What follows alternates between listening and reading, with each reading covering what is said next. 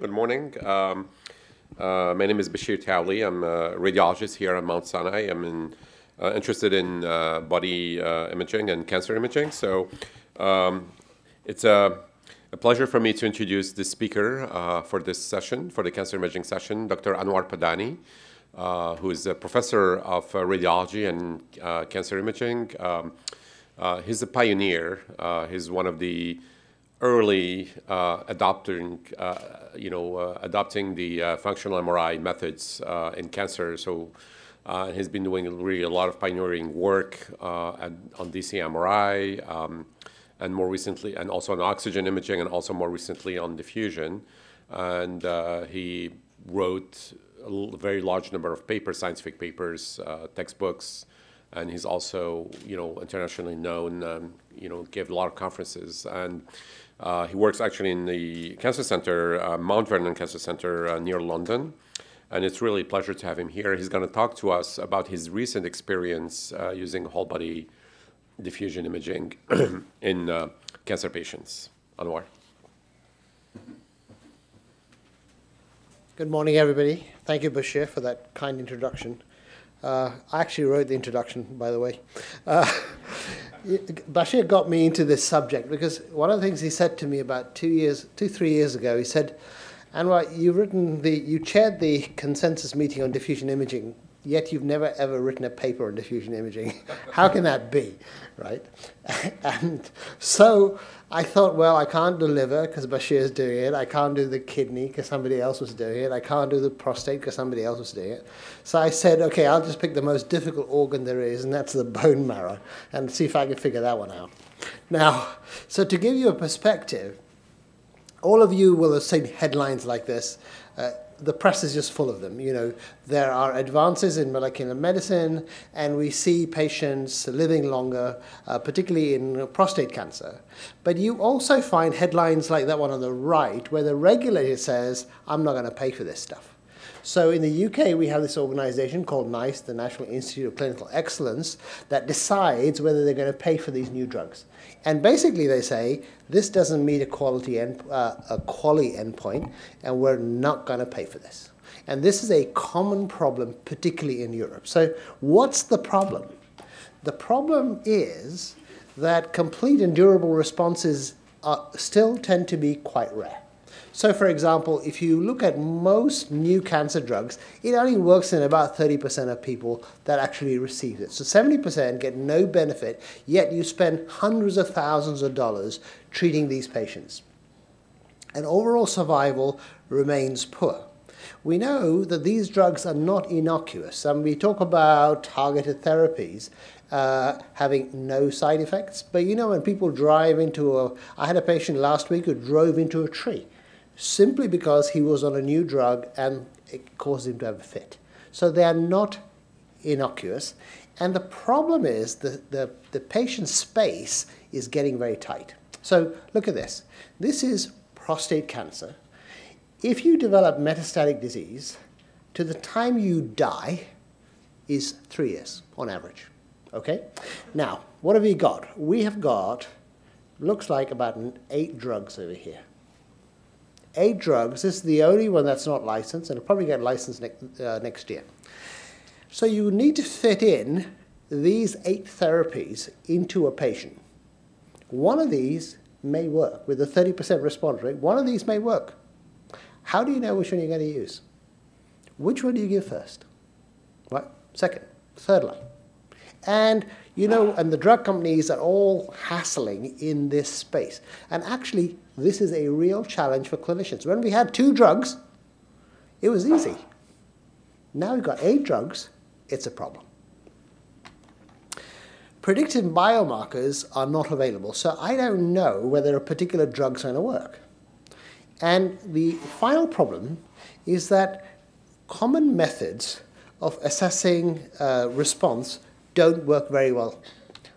For example, in the prostate, let's stick to the prostate theme today. What do we have today to assess response? We have the serum PSA test, which is prostate specific and not cancer specific. We have markers of bone turnover. So we look at the bone rather than the tumor. right? The effect of the tumor on the bone rather than the tumor itself. We ask patients how they feel. We ask them about pain. We ask them if they've broken a bone. That's how we are treating patients today. And you guys are scientists. You don't realize what's happening in the hospital next door.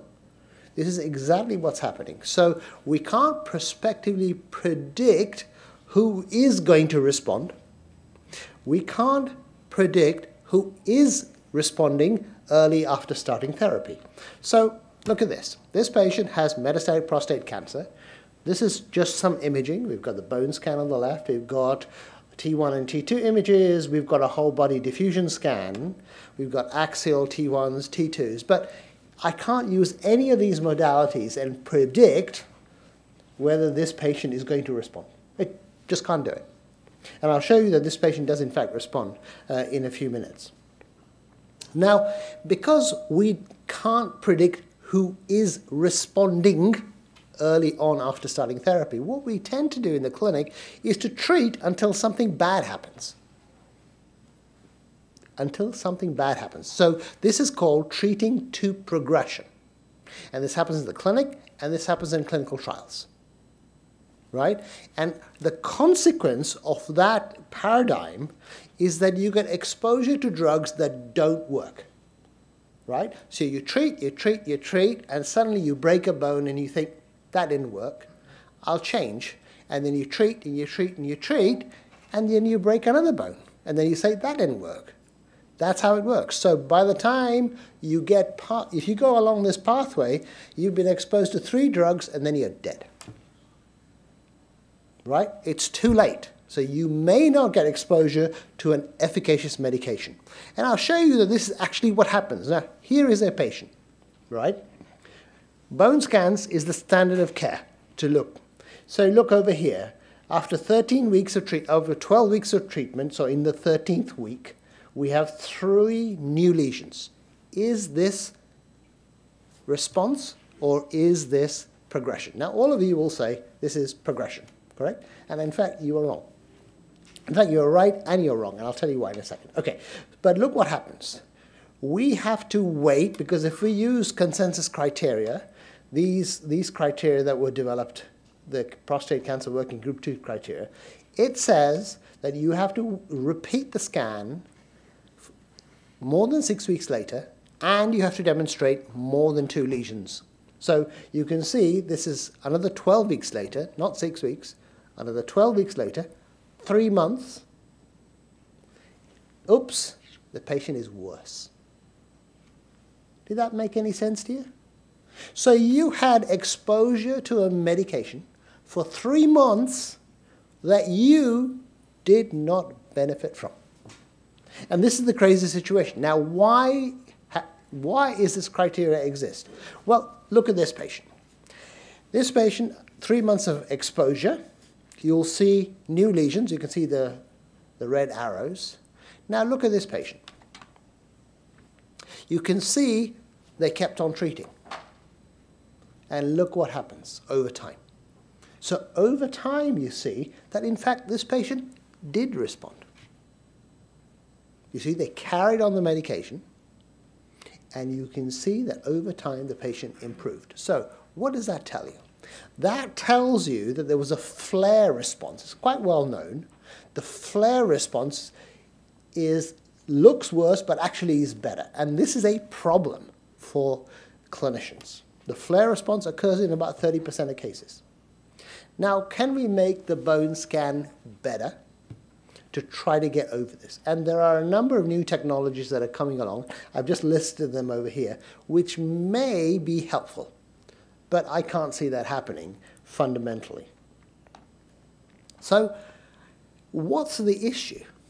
The issue is that the cancer cells are in the middle of the bone, in the marrow space. And what are we doing?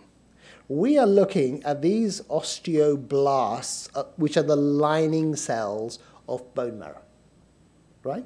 So does that make any sense to you? You're looking at these cells over here and expecting to know what's happening in the middle here. It just doesn't make any sense. That's why it doesn't work. What we should be doing is doing something else, right? And I've just put up a few technologies up there that you could potentially use to try to further improve the diagnostic process. So you could use a number of PET techniques. You can start to look at the bone itself. You can look at the vascularization of tumors, or you can look at the fat and the water within the marrow space, and the tumor cells themselves. And that's what we're here to talk to you about today. Now, it's very clear that, in fact, no one modality will cut it. And it doesn't make any sense, right? You have a complex organ. You can't expect to use one modality to sort out what's happening. You are going to have to use a number of modalities. And that applies to imaging as much as anything else. So what about CT scans? Now, CT scans, of course, looking at the bone. And we know that there are response criteria that do correlate with outcomes in patients. So in other words, if you have a metastasis that becomes sclerosed and becomes dense, clinically we know that's a good sign. We know that that means that the patient is probably responding because it's healing up, but that's not always the case. So for example, look at this patient over here. You can see this lesion here is barely perceptible, but after a few months you can see it becomes densely sclerotic. Similarly, look at this metastasis. You can see it's just eating away the bone before starting treatment. Afterwards, you can see a trabecular bone, organized bone, beginning to be laid down. That's a good sign, okay? But the problem is that looking at this feature is an issue, particularly if you are using anti-osteoclastic medication. So patients get anti-osteoclastic medications to try to strengthen the bone, to stop the tumors eating the bone away. And there are a number of these patients, there are a number of these drugs available that are routinely used in the clinic. So the thing that can happen is you can get worse and you can still become ossified, right? So you can get worse and you can still ossify. So the technique does not work that well if you are on an anti-osteoclastic medication. And the fact of the matter is the vast majority of patients are on these medications. So you can shoot yourself in the foot by using this technique. So not a great technique, but people use it. It seems to work a little bit. What about PET techniques? Now, provided your tumor is PET avid, in this particular instance FDG, then the change can indicate that you are responding to treatment. So it seems reasonable to think about that. So, you know, there are very few traces that are available in the clinic to use. You know, FDG PET is the one most common. There are other traces that are on the cusp of being used, such as sodium fluoride PET, which is just a super bone scan with the same problems as bone scans. But you could use, for example, FES, for example, fluoroestradiol for ER-positive patients, for example. Now, FDG can be useful if you are hot to start with. But if you have a sclerotic metastasis, prostate cancer, breast cancer, the two biggest killers, FDG isn't that good, in fact. And in fact, you can find that you can get flare responses. In other words, what happens is sometimes with some medications, the FDG actually increases. And that increase, i.e. getting worse, actually predicts that the patient's going to get better. So paradoxically, instead of it going down, it could go up. So again, this is this flare response, which we talked about in bone scan, that can occur with some medications, and that can usually be seen with particularly in ER-positive patients. So potentially there's an issue there.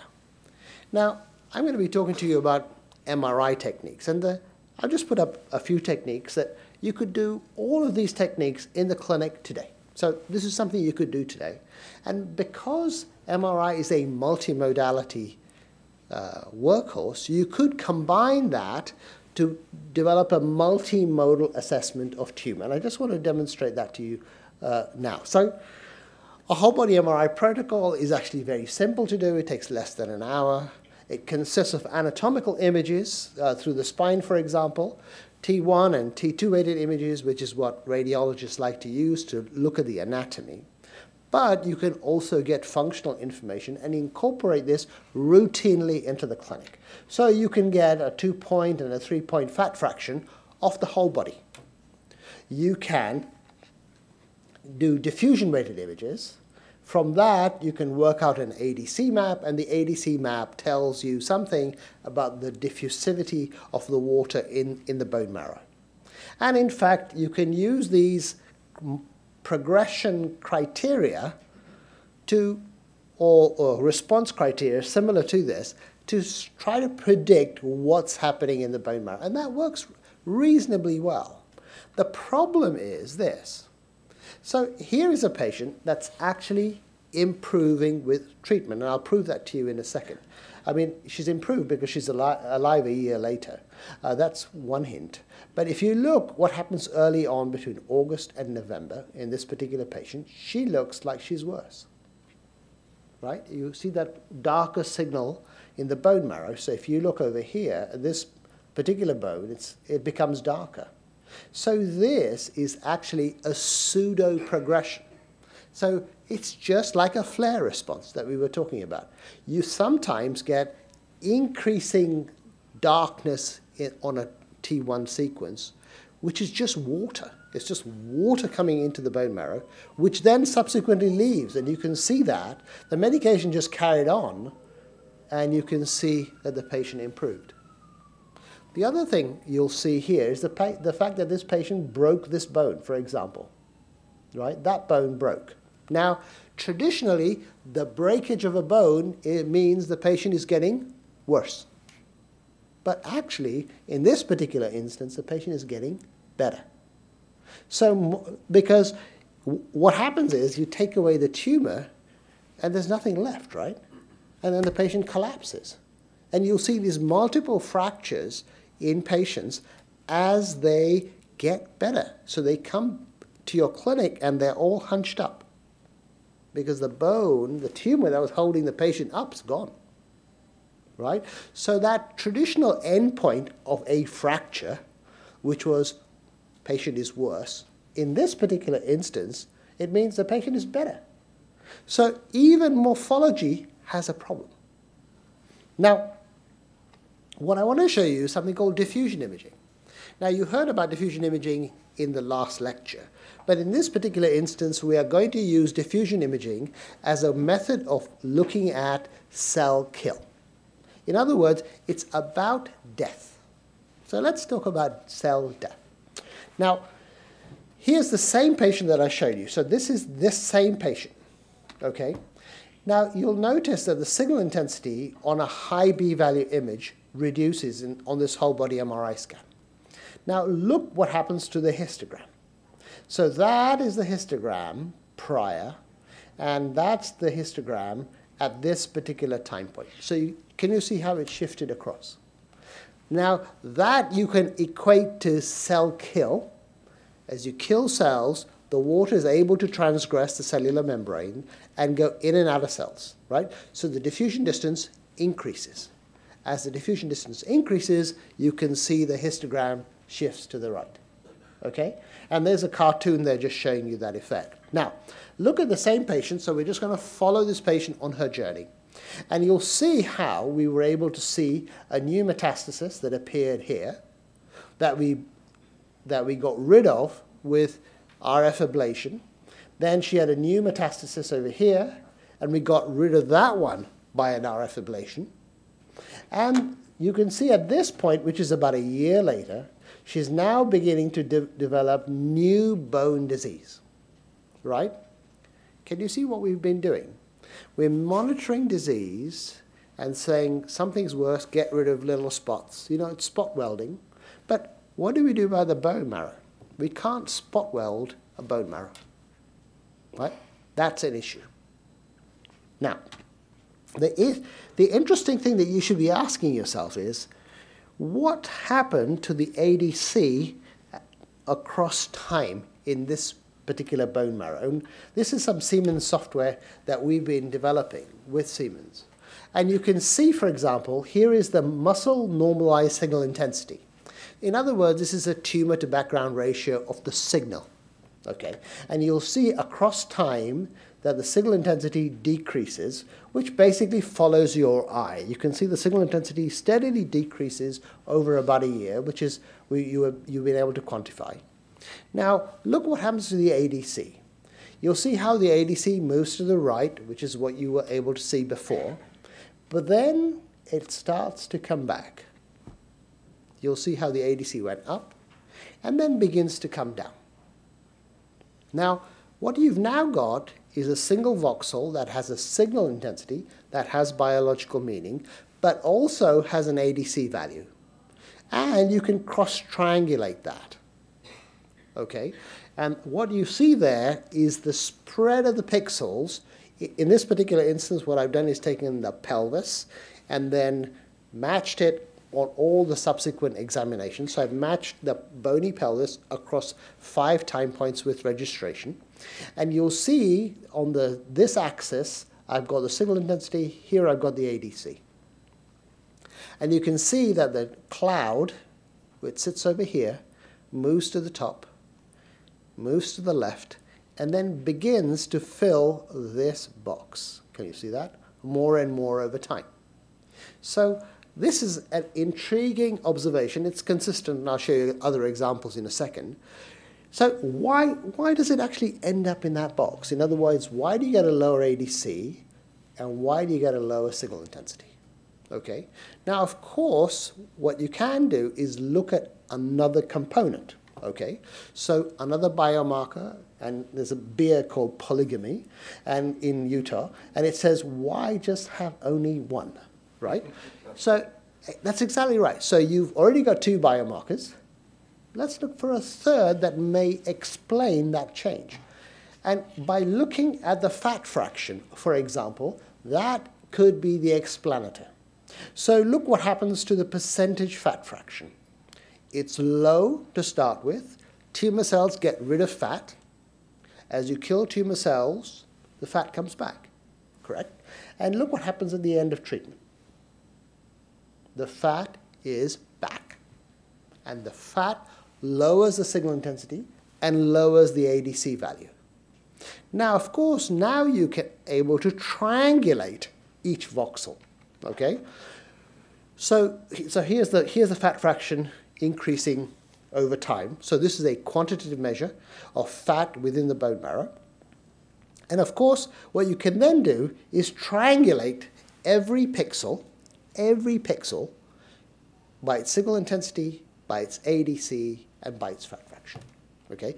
And of course, that isn't all. You could put other parameters onto that. You could put a parameter that reflects the bone density, for example. That's what's meant by multiparametric imaging. And you can see how, over time, the signal intensity, the ADC goes up, the signal intensity comes down, and eventually, as the fat repopulates, the fat moves forward. So the fat fraction moves forward across time. So this is this multiparametric concept that I'm alluding to across time. Now, what you can then do is to say, okay, now I seem to understand what these are telling me about what is normal, what is abnormal, what is kill, and what is repair. Right? Repair is what we are now beginning to incorporate into this. So it's not only about kill, but it's about repair. So here is the same concept explained to you in a stylized form. So we know, those clouds were showing you that this is where the active range is, and you can do the experiment to find that out. You'll know that active tumor is here. As you kill, it goes up with chemotherapy, then it comes down, but intriguingly never ever goes into this lower left box, which is where normal marrow resides. In fact, I have never seen normal marrow come back in its entirety into this left lower box. And I'll show you some examples of that in a second. Now, so that's what seems to happen with dramatic cell kill. Now, sometimes you get this pattern, and maybe you didn't see that, but it goes straight across in that direction. Okay? And here's an example of that phenomenon. So here's the cell kill with chemotherapy here. But look what happens to this patient. You can see the signal intensity again goes down, but the ADC change is not as dramatic.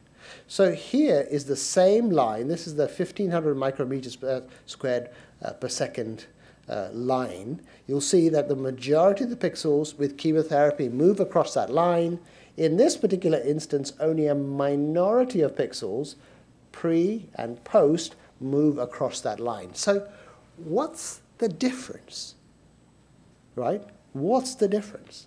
Well, it seems to be the way that cells are killed. So if you have a large amount of cell kill, chemo, radiation, indiscriminate, you get an inflammatory response, lots of water, hence the T1 pseudoprogression that I alluded to earlier. But if you have a pro-apoptotic mechanism, where there is organized cell death, then you kill a cell here, another one over here, another one over here, and there's no inflammatory response, then the ADC doesn't go up that much. So suddenly we have a technique that will say the mechanism of cell kill seems to be X as against Y. And then you can start to use that in your experiments to try to work out what is happening in the entire tumor. Do you see what I mean? So you can see the power of this techniques, and what you'll notice is that in different regions, and I'll show you an example, in different regions you've got different mechanisms of cell kill in the body. Now, let me just show you another example. So here is a patient that I've done 4 times, and you can see that the signal intensity reduces over time. This is a lymph node here in the pelvis that also disappears. Patient gets better, but clearly not cured, right? Hormonal therapy never cured anybody, never. It keeps a check on things for about a year, right? And look at the dates. December, July. Actually, not even a year. Because you can see by December, the tumor's already coming back. And how do I know? All you have to do is look at the red arrows. Look at the retroperitoneal lymph nodes. So the bone marrow got better. About a year later, things are going to get worse. And if you don't intervene now, in 6 months' time, she is going to be in a lot of trouble. So you've got a very early signature that says this patient's going to get worse. You need to act now, not later when she is full of metastatic disease. That'll be a disaster. Now, if you were to do conventional images, the radiologist would say, Bashir, no change, no change, no change. T2, no change, no change, no change, right? So conventionally, you'd say no change, no change, no change. Can I have $1,000 for each exam, right? So you'll make the money. But what benefit was there for the patient, right? You clearly know from the diffusion that she got better, then she got worse. Right, so let's just look at the histogram analysis in this particular patient. You'll see, I was talking about the clouds. The clouds are over here. This is, again, that Siemens software that I was talking to you about. Well, look what happens. It goes straight across into this box. You'll notice it doesn't fill this box, which is the normal area. And then, as she gets worse, you begin to repopulate this box. So you can see the shift of the cloud, and that, I said to you, wasn't much of an ADC rise, right? It went straight across, and now it's coming back. So you can begin to follow what's happening at a voxel level in a bone over 1 year. That's incredibly powerful, in terms of trying to work out what's happening to patients. Now, if you shrink the extracellular space, for example, with an anti-angiogenic drug, then all bets are off, because funny things begin to happen. If you shrink the extracellular space and you don't kill the tumor cells, then the ADC could go down, because the extracellular space is less. So an anti-angiogenic drug will cause the ADC values to go down. So look at this patient here that I showed you before. Here is the patient before cabozantinib. Cabozantinib targets VEGF, vascular endothelial growth factor, and the c-MET inhibitor. Okay, so look at this bone scan 1 and bone scan 2 after 12 weeks. Normalized. Patient cured? No. Before? 12 weeks. So in the old days, you'd say complete response, this is a triumph, right? Crap. It's not true. The tumor is very much alive. Okay. The bone scan is telling you something, but it isn't telling you the whole story. Now, look at the diffusion scan. Okay, look at the bone, look at the ribs, for example, before and after. So signal intensity went down. Hang on, there is something happening here, right? Okay, but look at these adrenal glands. So these are metastatic deposits in the adrenal gland before and after, before and after. So lots of tumor there, still very alive. Okay, look at these lymph nodes in the retroperitoneum, before and after, not much change. Okay, so let's look at those clouds we were looking at. Okay, now we know from some recent data that's just been published, and this is a paper that just appeared a couple of months ago, that if you see that bone scan change, it does actually correlate with stuff that matters in the clinic, particularly pain. So if you look at pain scores, they go down, narcotics use goes down, this progression-free survival is a little bit better at 6 months. Now, so we know that there's something happening with this drug. The question is this patient going to live longer? I can tell you, if you took this patient off the treatment, they'd be dead in a month. It seems to cause some sort of switch in patients, but if you take the brake off, right, they rapidly accelerate, and I've seen a number of patients like this die very quickly. So it's doing something, but it's transforming the tumor. Now, let's just look at the diffusion map again, so at those clouds we were talking about. So here we are, the baseline scan. This is after 13 weeks. And what you'll notice is that it's gone straight across. Can you see over there? So the cloud went straight to the left, okay, which is consistent with a pro-apoptotic mechanism, right, which is what we were saying, but the ADC may have been hindered. Why?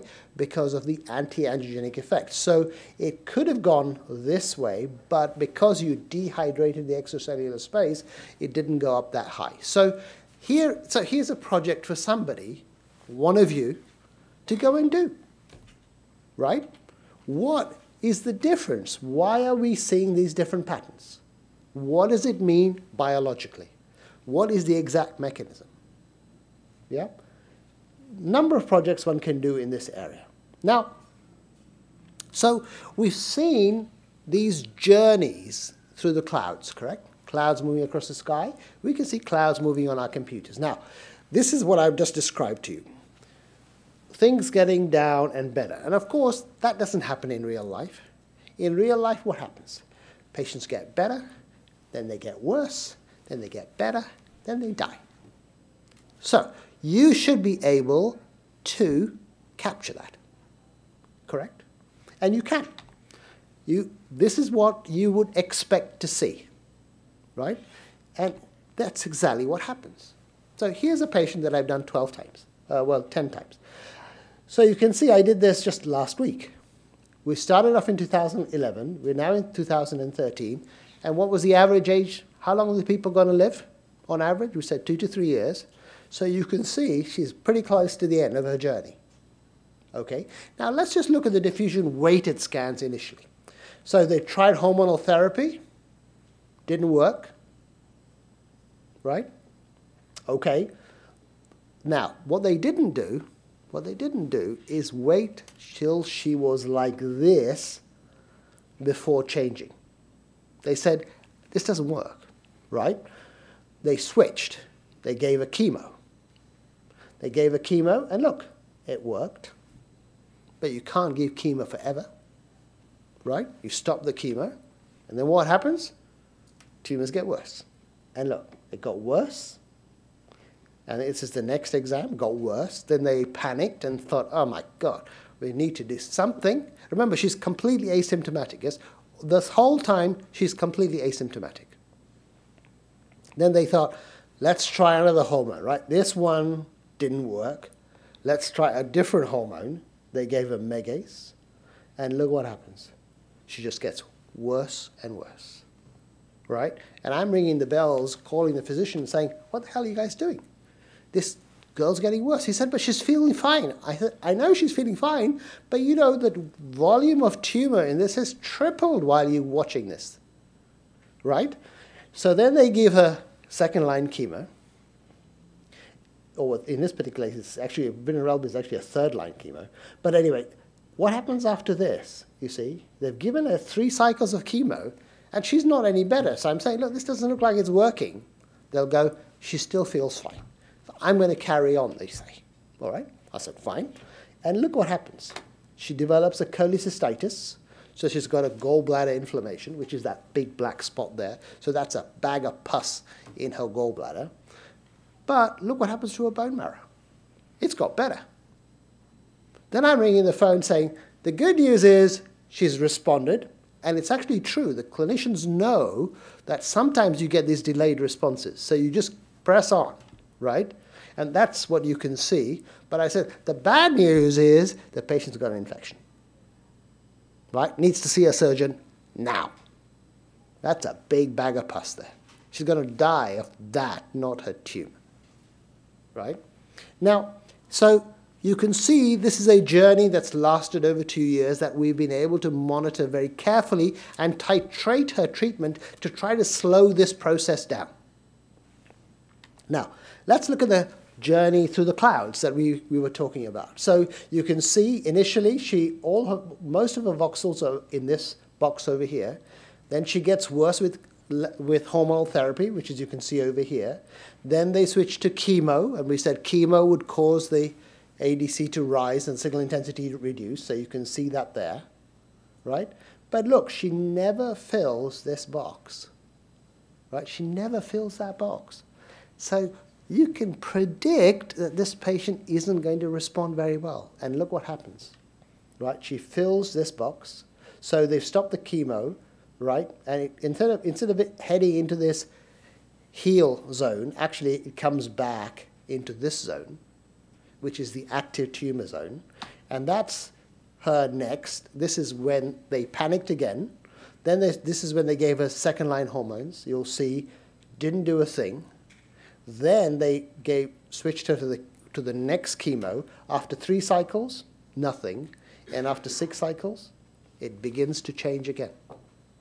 So what we're saying is this is actually a very powerful technique that you can use to monitor response in a very careful way, and you can get an idea of the proportion of tumor that's been segmented that is in the alive and in the dead zone. So you can now begin to say something quite intelligent to your clinician. You can say approximately X% of the tumor that we have segmented, and in this particular case it was the lumbar spine in the pelvis. You'll say, in these areas it looks like 80% is alive, 50% is dead. You see, that's actually quite powerful in terms of trying to titrate patients' treatment. And this, I think, is really shown very well in this particular example. So this example, you'll see this patient has multiple myeloma. So she gets treated with a chemotherapy, which is doxorubicin, and bortezomib, which is a proteasome inhibitor. Okay, now look what happens. Signal intensity goes down, but look at all these black spots. All these black spots represents residual active disease. So I'm ringing in the clinician and saying, this isn't a great response. Yeah, she's a bit better, but you need to do something else, right? So they don't do anything. She's feeling fine, and then she's like this. So now she has myeloma cells or blast cells in her peripheral blood. It's not only in the bone marrow, it's everywhere, right? Then they think, we need to do something, so they can give a very strong chemo. So one of these chemos is called ESHAP, right?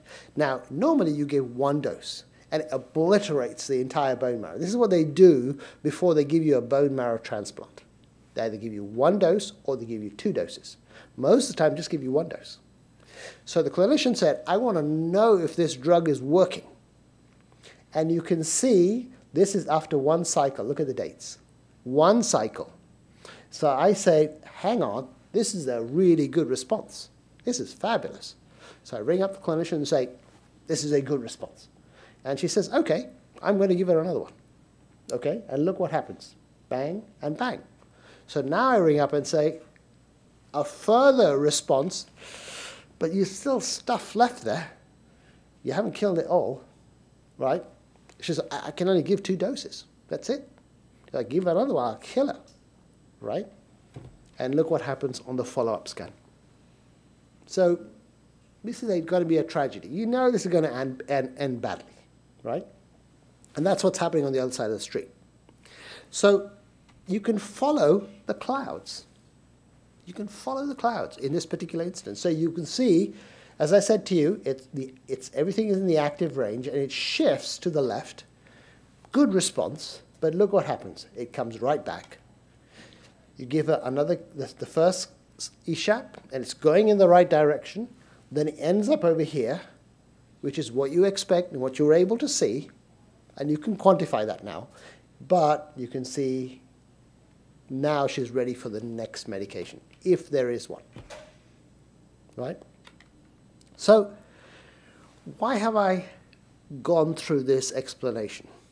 So the current paradigm, which is what I was saying to you, or the old paradigm, you use serum markers which don't work very well, bone scans which suck, CT scans that don't work very well, and this is how we're treating patients today, right? What you guys need to do is to develop technologies and techniques that breaks this categorization, right? If you were able to do this, then you would change medicine. You would change medicine because you break a fundamental paradigm, right? So, for example, if you can break this category into response, stable, and progression from progression, no progression, to response, stable, and progression, it's a simple paradigm you need to change. You change everything. How patients are treated in the clinic. And remember, we're talking about prostate, breast, and myeloma. So in the USA, we're talking about how many, Bashir? How many deaths? 250,000 altogether? Just from those diseases. 250,000 people. And that's all you need to do, right? It's tough, right? It's all you need to do. It's going to be tough, right? So what are these new, what do you need to do? Well, you need to work in this area here. This is where the science needs to develop. You need to do circulating tumor cells. That's been done, right? But you guys need to look at circulating DNA, whatever, right? That's what you need to do. But don't forget that there's going to have to be imaging in that. And one of these is diffusion imaging, but it could be a bunch of other stuff, right? It could be PET probes, it could be anything. But this is what you need to do. Make that change, make it happen, and you suddenly change how patients are treated. If you change the way the patients are treated, then maybe with new drugs, you change how people survive. Okay, so clearly there are challenges, not only for you and from a discovery perspective, but from us, from the delivery perspective. So one of our biggest problems is that we have too many tests, right? We have too many tests. There's a whole bunch of panel of tests, and then from that we have to decide what we're going to use in the clinic, and that is a problem. The second thing is heterogeneity, and I've illustrated spatial heterogeneity to you a few minutes ago. But heterogeneity occurs at several levels within the same lesion, between lesions in the same patient, and across patients, but also across time. So there's 4 dimensions, at least, of heterogeneity. So here's an example of a patient that I did twice, July to September. And you can see that the tumor volume increased, right? But if you look at the nodal and the soft tissue volume, that actually went down. So you can see the metastasis volume went down. Yes, halved. The ADC maps went all over the place. Some of it got better, some of it got worse. So as an example, an illustrative example of what is happening in the clinic, right? It's not like a rat tumor, right? There are 4 types of prostate cancers in rats that have been cloned, 6 types. That's it. It's not like that. Yeah? Every single clone is different. You can have the same patient with 3 different cancers, all going on at the same time. Right? The heterogeneity in the clinic is tremendous. We need to, and this is where I think you can really help, is to understand the biology behind the image.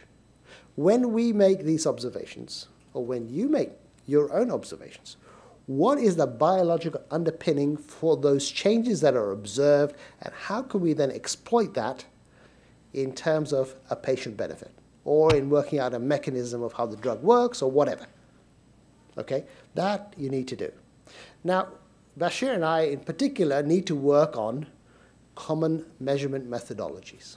In other words, his technique needs to be the same as my technique. And that has to be the same as the technique that they use in Memorial Sloan Kettering or at MD Anderson. The problem is, the way the system is set up is that we compete with each other. And when we compete with each other, we know Bashir will say his technique is better than mine. And that's, of course, that is a problem because, we're fighting on the technique front, never mind what it can be used for. We need to get beyond this, and, and there have been a number of consensus documents that are being published in things like DCMRI and on diffusion, but we need to increase this in PET and everything like that. So that really needs to be nailed. And of course, what we need is for you to provide you with what are known as roadmaps. So we need to provide you with a roadmap so you can say, okay, I'm interested in this particular technique. I want to know how far it's been developed and where it needs to go next. Right? So those are roadmaps. And the NIH is beginning to produce roadmaps so you can take any given technology that's your favorite and say, okay, I think it's at this stage. So what I need to do next is this, this, this, this, and this, if I'm going to put it in the clinic. Right? You need a recipe. These recipes are now being developed. Okay, so the take-home point is that personalized medicine is not here. We're not at the level of personalized medicine. We are at the point of precision medicine. We are just getting to that point. And within that paradigm, multiparametric imaging will be there. So the work you do is important. Imaging is going to be important because of the strengths that you already know. It's multispatial, it's multispectral, and it's temporally resolved. And nothing else does it. I mean, you've seen this stuff. Nothing else does it. No blood test is going to tell you that your big toe is better and your brain is worse, right? No blood test is going to tell you that. The only thing that'll do it is imaging. Okay? Clearly, we need frameworks for development so that we can take these new therapies and our own techniques into the clinic so that we can further this personalized medicine agenda, okay?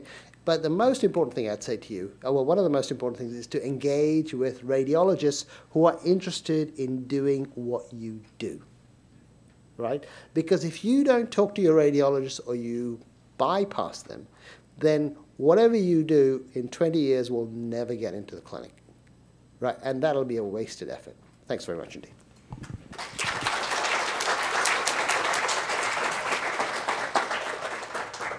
All right. Thank you, Anwar. It was a fantastic lecture and overview. This clearly is a new territory for MRI, the bone marrow, a very complex organ. And we have time for maybe one quick question from the audience. Are there any questions for Dr. Padhani about his approach, technique? Okay, I can ask you a very quick question. We're going to talk more in the afternoon.